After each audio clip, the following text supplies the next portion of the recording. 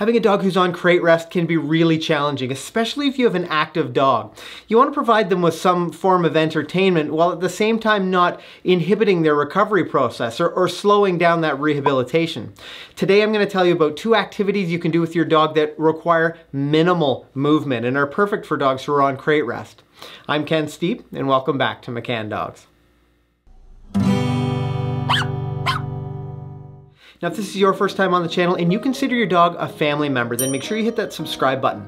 We publish new videos every single week to help you spend some quality time with your 4-legged family member. Now, the obvious disclaimers required: be sure to follow your veterinarian's instructions very closely and be thoroughly aware of the things that your dog can and can't do when they're on crate rest. The first activity I want to talk about today is actually a trick, and this trick is great because it's going to activate your dog's brain and not require them to move around a lot. And you can actually use some of the bedding or maybe the pillows in their crate to help you be successful teaching your dog this trick.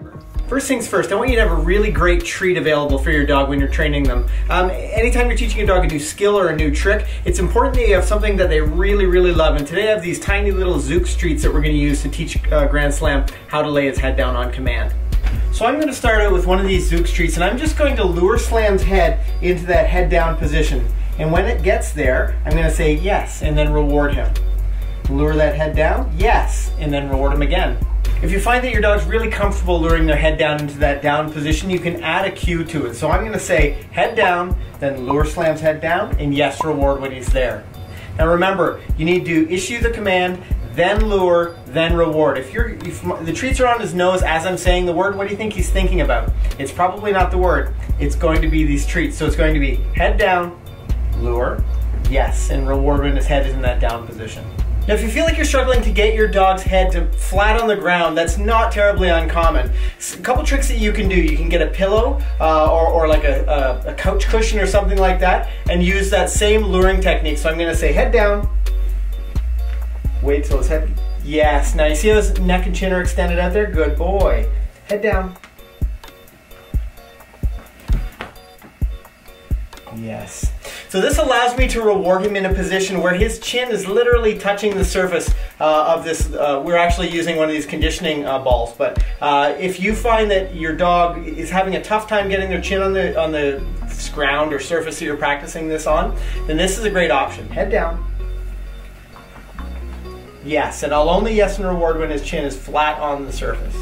Yes, good boy. Now we want to build a little bit of longevity into this trick. We don't want Slam to bob his head up and down every time I say those words. So instead of using one treat to reward Slam, I'm going to put a few in my hand. I'm going to put 2 or 3 in my hand. I'm going to say the command, lure him into that position, and I'm going to reward him. But I'm going to reward him again for remaining in that position, just so that he understands that this isn't about just dipping your head on the floor. It's about putting his chin to the ground and keeping it there. Now pay attention to how I reward Slam. I'm going to try to focus on keeping his chin stretched out. I really want him to think about extending his neck and dropping his head on the ground, because it creates that really cute effect for the head down trick. Are you ready? Head down. Yes, good boy. Now see, I'm going to make sure his head is nice and stretched out when he gets those treats. Good, head down. Good boy. Yes, good, head down. Now it's sort of a fine line between having him move and having him stretch his neck out, so I need to make sure that I reward him in good position. So I'm going to try that one more time. I've got a couple treats in my hand. Head down. Yes, good, head down. Good boy. Very nice, buddy. Good job. Way to go. Now this is a good way to get that perfect Instagram shot. So after you've done several repetitions of that head down followed by the lure, you can try one without food in your hand. So I'm going to say head down, lure him, yes, and then I'm going to put the treat in my hand and reward him in that head down position. We're starting to break up the idea that he's got to follow food each time. Now, if I've used really good timing, he's going to understand that every time I say that word, he's expected to dip his head down, and then he'll be rewarded for doing that.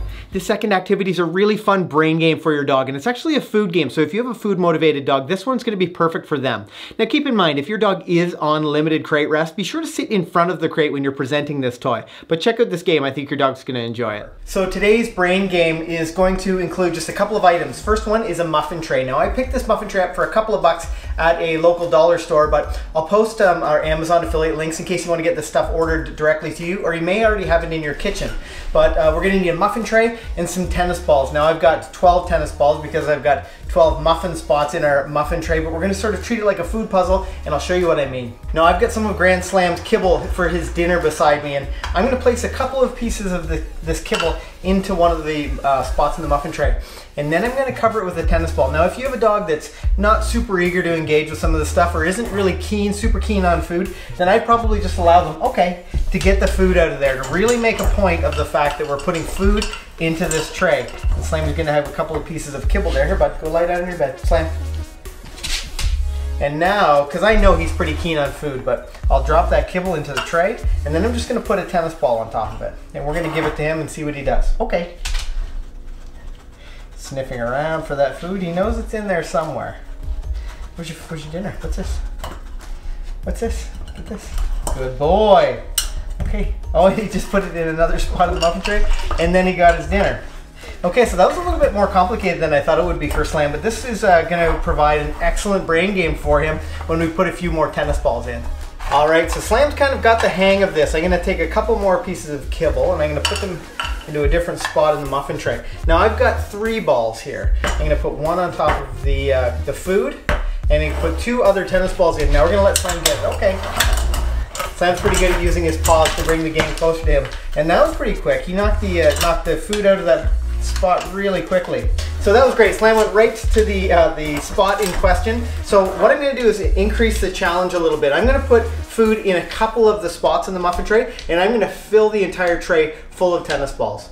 All right, so this time we're going to increase the challenge a little bit. We'll put some pieces of food in a few of the different spots, and we'll let Slam find this out. But what we're going to do is put tennis balls in each of the spots in the tray.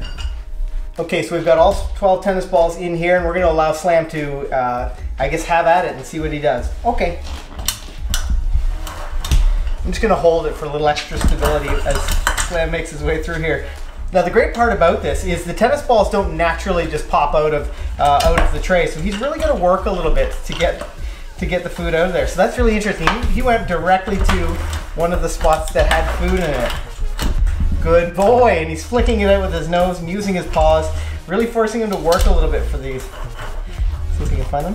What a good boy. So he is picking exactly the right spots to find the food. Is there any more in there? I don't even know if I've got any more food in there. Oh, the last one, I've revealed it for him. But your dog can have lots of fun, you know, picking their way through the muffin tray, finding the food, and I mean, this is really a great brain game. It forces the dog to use their brain as well as their nose to really seek out those treats. I hope you found this video helpful for keeping your normally active dog engaged and entertained while they're on crate rest. Now, if this is your first time on the channel, make sure you hit that subscribe button. We publish new videos every single week to help you spend some quality time with your 4-legged family member. That card beside me is actually a list of trick training videos that your dog will enjoy once they get up and on their feet again. On that note, I'm Ken. Happy training.